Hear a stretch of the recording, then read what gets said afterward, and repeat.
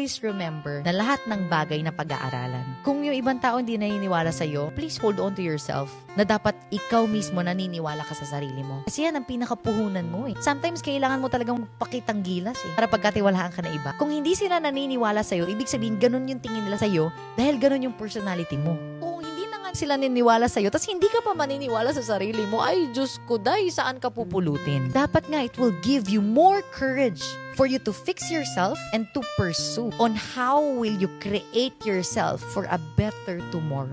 Yun ang mindset ko eh. Pag may taong hindi naniwala sa akin, hindi ko siya i-blame. Baka kasi yun talaga ako. Pero this time around, I will be more motivated. But I wonder what would happen if you said